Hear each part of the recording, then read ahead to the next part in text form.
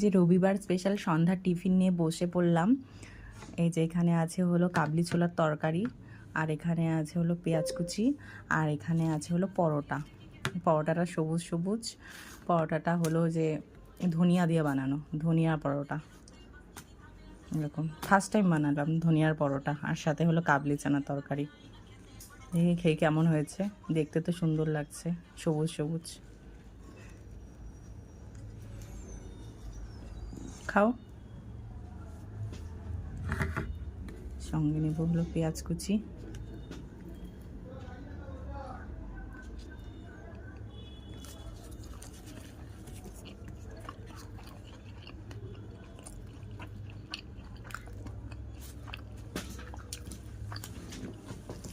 কেমন?